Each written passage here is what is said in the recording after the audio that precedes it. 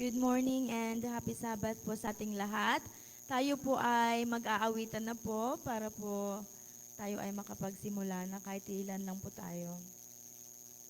Ang una pong awitin natin ay I Sing the Mighty Power of God on hymn number 51.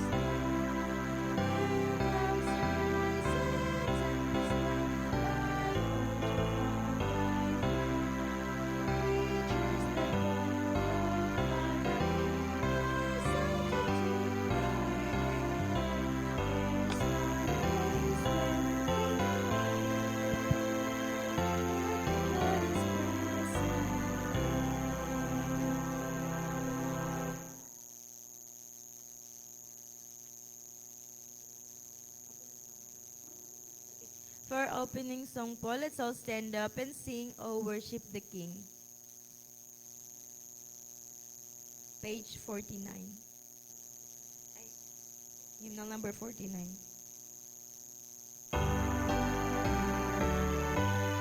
Tayo po ay tumayong lahat at sabay-sabay na umuwi.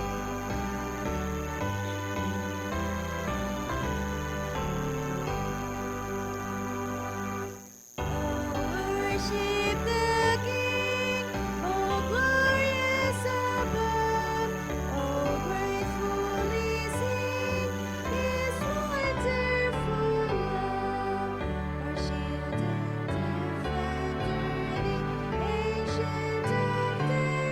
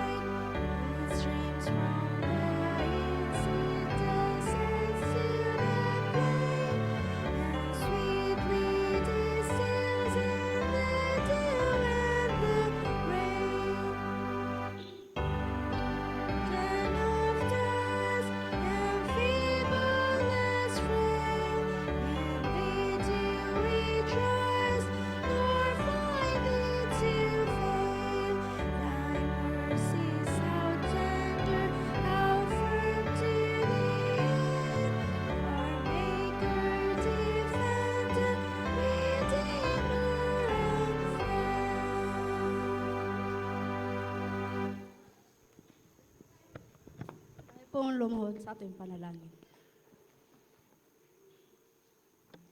Amahan o dalampanan namong Diyos, taga sa mong kinabuhi, ning takna sa kabuntagon, sa adlaw nga ipapahulay. Daghang salamat Ginoo nga kami nakahimon usab sa pagtipon-tipon, diri sa imong balay alampuanan, aron sa pagsimba o pagdaig di kanimo. Panalangin niyang matag-usa ka namo Ginoo nga ani karon sa inyong bahay-sambahan, o sa mga kaigsoonang usab nga nagapadulong pa diri sa inyong balay alampuanan, hinaot nga ikaw amping sa matag-usa kanila nga moabot sila dinhi sa simbahan nga walay kakulian. Ug hinaot nga ang Banal Espiritu magauban ka namo hangtod sa pagsalop sa adlaw. Daang salamat sa pagtubag sa mong pag-ampo o kinahangitugyan ug gisalig sa ngalan ug ni Hesus. Amen.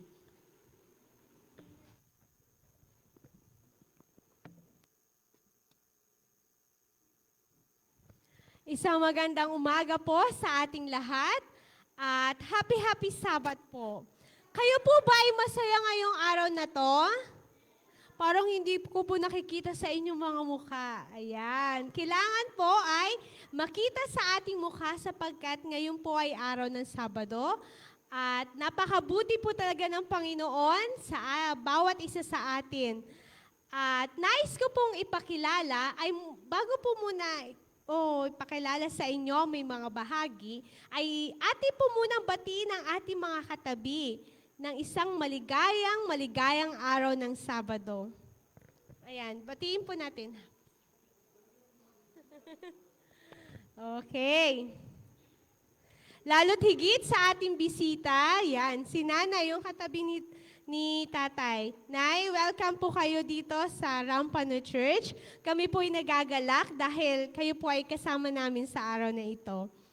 Ang nagpaawit po sa atin, ang ating pong chorister, si Sister Luna Salazar. At ang nanalangin po sa atin, si Sister Bing Ranes.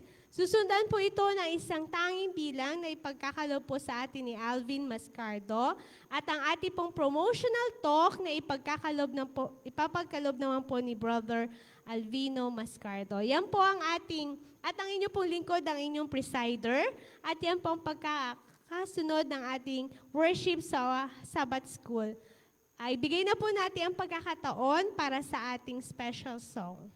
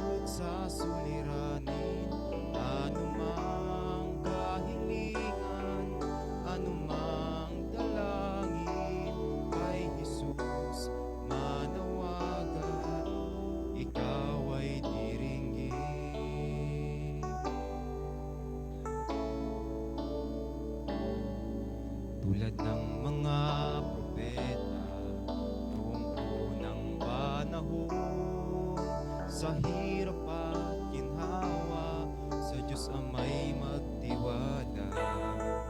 Kailanman ang payo sa atin, tayo ay magtiwala. At kung buhay natin ay tuloy na guminhawa, kay Jesus manawagan, kay Jesus lumapit, siyang daan, siya ang buhay, sagot sa suliranin, anumang kahilingan, anumang dalangin, kay Jesus manawagan, ikaw ay diringgin.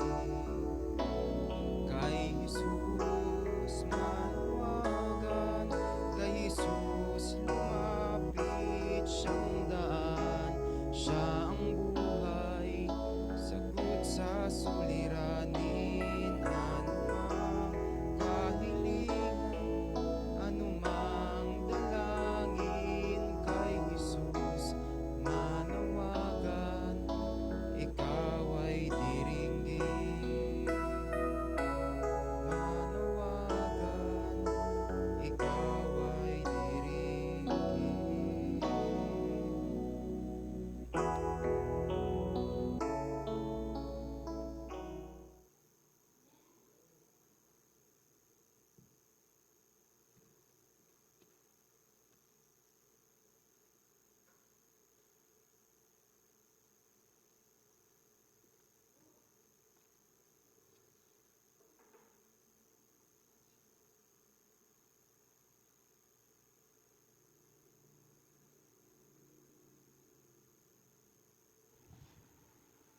Good morning, happy Sabbath mga kapatid. Praise the Lord. Salamat sa Panginoon na tayo ay patuloy narito. Si Tatay Frank, kasama ang kaniyang mahal sa buhay sana si Nanay sa labas. Salamat sa mga pagpapala ng Panginoon para tayo ay patuloy din nga makapagpuri. Alam niyo, sa ibang bansa, lalong-lalo na sa Muslim country, talagang wala nang simba ng ganito. Patago yung ating mga Adventist nga nagsamba. Baka mahuli sila. At dito sa atin ay ano ba ang pagtugis sa atin ngayon para tayo ay hindi makapagsamba? Ano yun, kapatid? Minsan ay tinutugis tayo sa ating kalusugan. Tama ba? Hindi makapagsamba. O minsan ay ang hadlang sa atin yung ating sariling sambahayan. Ganon yun ang sitwasyon sa sanlibutan. Sa ibang bansa, sila ay nagtitiis sa pagtatago sa pagsamba. Pagbasa ng salita ng Panginoon, bawal yun. Dito sa atin, hindi tayo binawalan, pero binawalan tayo sa ating, ano yun, kapatid? Yung ginawa ni Satanas ngayon. Ano yun? Busy tayo mismo. Busy. Hindi makapagsamba dahil po ay meron tayong mga ginagawa nga importante, sabi. Ganon yun ang sitwasyon sa atin sa Pilipinas. Kaya, ang ginawa ng kaaway ng Panginoon, hinahadlangan lahat ng mga bagay ng gusto-gusto ng Diyos na tayo ay gumagawa sa kaniyang gawain. Ganon yun ang sitwasyon, mga kapatid.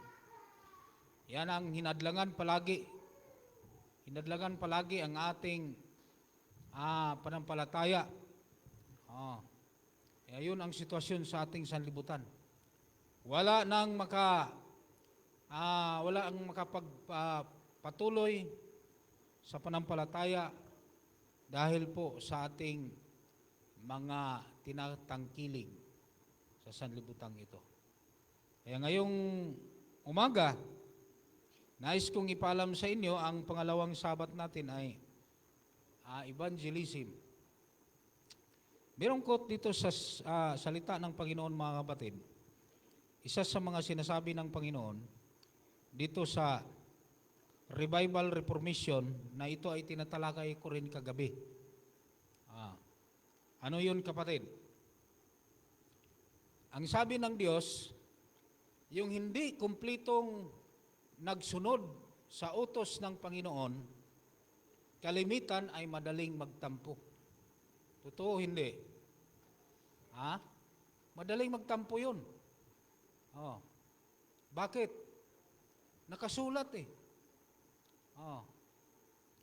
Nakasulat sa banal na kasulatan, ngayong hindi kumplitong nagsunod sa utos ng Panginoon, maraming dahilan at madaling magtampo. Yan ang tinatalakay natin kagabi, mga kapatid.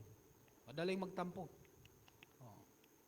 Pero yung kumplitong nagsunod sa utos ng Panginoon, kahit paluin mo pa yan, hindi yan magtampo. Naalala ko yung isang kulpultor ko noon, si Sister Butehin.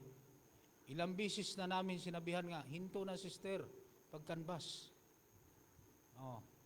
Kasi retired ka na, meron ng sabi niya, hindi ako maghinto.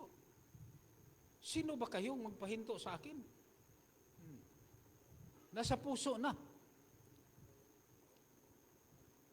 Ang sabi ng Diyos, pag tayo ay confidence na maging tinatag sa Diyos sa atin, ang panampalataya ay maging matibay tayo sa panampalataya, mga kapatid. Hindi yan sa akin. Hindi yan sa akin, mga kapatid. Magkot lamang tayo ng pinaka-the best na sinasabi dito sa sabi ni Sister Ellen White.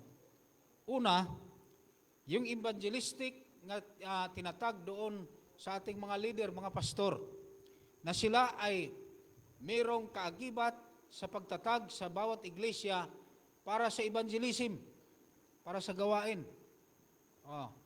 Tinuturo palagi ang pagsunod sa Diyos. Pangalawa, ito'y evangelist na tinatag galing sa Diyos through pastor para tayo one by one magkaroon ng pagsunod na tama. Bakit? Maging i-perform natin sa, sabi dito, one of man usually performs the labor which should be shared by two.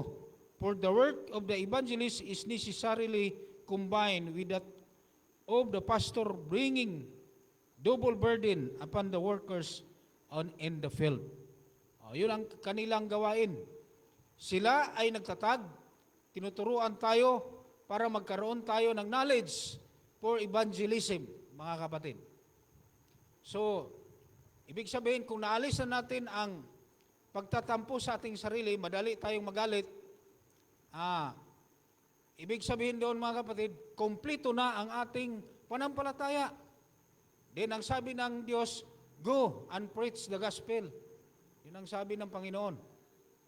Kaya, ito'y collaborate para sa gawain sa ating pastor. Tayong lahat ay mga pastor din tayo. Tayo ay pinagkatiwalaan ng Panginoon sa panampalataya upang ating i-disseminate, ipahiwatig ang gawain ng Panginoon. Then, number 3, mga kapatid, ang sabi dito, the confidence is the new laborer. Ang ating natanggap na katotohanan, meron tayong kumpiyansa. Kumpiyansa sa paggawa, sa gawain ng Panginoon, evangelism. Yung ating natatag na panampalataya sa ating isipan, yan ang makapanatili sa ating pagsunod sa Panginoon na maging matibay tayo, Nanay Suling. Tama, Nay? Kalimitan sa hindi na natin makikita sa church, meron silang makikita sa iglesia nga pagtatampo. May mga kamalian, ganun yun. Bakit po? Hindi nagkamali ang banal na kasulatan, mga kapatid. Tayo ay tinatawag the light bearer. Ibig sabihin, kung nagdala tayo ng liwanag, mga kapatid, matibay tayong manampalataya. Wala nang panahon nga backslide tayo. Dahil tinatag sa Diyos ang gawain ito for evangelism, na tayo ay magiging matibay na mananampalataya sa pagsunod. Wala nang pagtatampo. Wala na. Hindi na tayo mo backslide. Ha? Di ba, Nay Aklon? Oh. Tatay Aklon, ganon ba? Oh. Pag naitatag sa Diyos ang pananampalataya, ang foundation ng ating pananampalataya, tayo ay matibay na mananampalataya. Ano yung sinabi ng Diyos?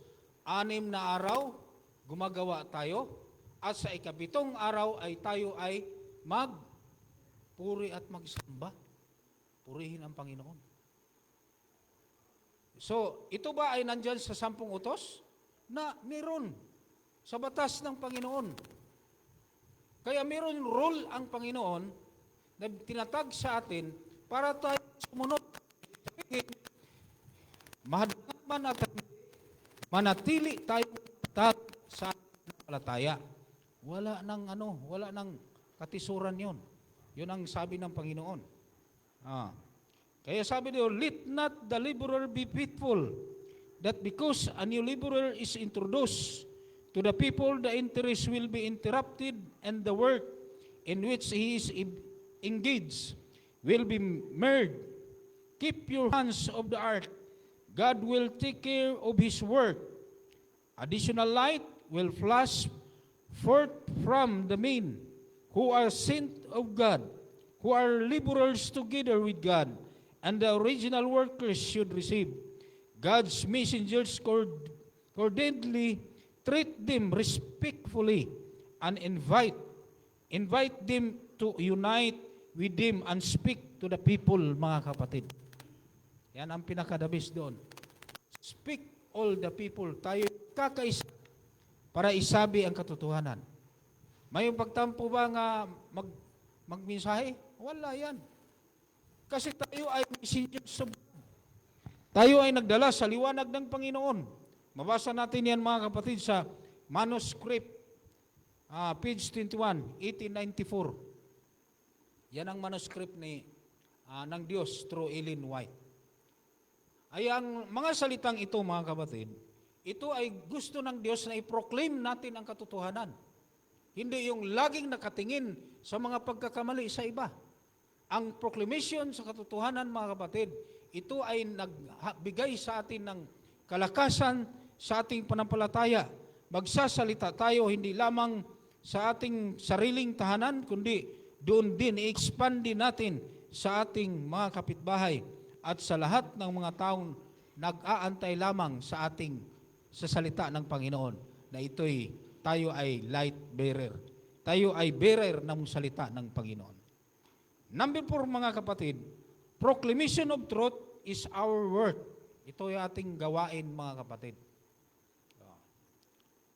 Ang pagsalita ng katotohanan, ito ay ating gawain. Alam mo, sa ibang mga lugar sa Pilipinas, abalang-abala na ang ating mga kapatiran sa pagdala ng salita ng Panginoon. Merong sa Maynila, pag magsakay sila ng bus, doon sila namimigay ng mga aklat. Habang sila ay namimigay, nagsasalita yan doon sa bus, online, para lang ma-disseminate ang katotohanan. Gusto ng Panginoon na makita ang ikaw may kapuslanan. Ano yun sa Tagalog ng kapuslanan? Meron kang kahalagahan. May kahalagahan ka. Ibig sabihin, mapakinabangan pa ang buhay na binigay sa Panginoon sa atin. Ano yung gagawin natin? Magpatibayay sa bawat isa sa atin. Hindi yung, wala na ako niyan. Nasaktan ako dyan. Madaling magkaroon ng katisuran. Madaling magtampo. Kaya ialis natin yan, gawa yan ng kaaway, mga kapatid.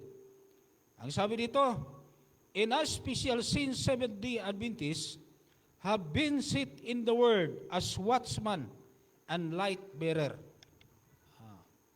Tayo po ang tagabantay, mga kapatid. Nagdadala ng mensahe sa banal na kasulatan galing sa Diyos. Kumusta po yung ating pagdadala, mga kapatid? Ito ba ay tayo'y nanatili? Di ba tayo nagtampo? O mayroon bang nakaharang sa atin, sa ating pagsamba? Kaya sabi ng Diyos, let's remove, revive ang ating panampalataya. Revival, reformation, reform natin ang ating sarili. Bawat isa sa atin. Hindi ako nagsabi, mga kapatid, na ako lang. Ako lang ay maraming pagkakamali. Tayong lahat, mga kapatid, bawat isa sa atin, sabi ni Apostol Paul, ating i-search ang ating sarili. Kung saan na tayo ngayon, kapatid. Sige lang tagingon nga, malapit ng Panginoon. How about sa ating sarili? Ito ba ay pagdating ng Panginoon, tayo ba ay ready? May ready ba ang ating buhay? Hope, nasa umagang ito, ang Diyos nagpaalala sa atin na mayroong Diyos na buhay na ating sinusundan. Kumplitong pagsunod. Pagka kumplito ang ating pagsunod, mga kapatid, wala ng katisuran sa ating panampalataya. Tuloy ang laban. Ganun yun, kapatid. Ang pakikibaka natin sa panampalataya hanggang sa pagdating ng Panginoon, yan ang aking dalangin.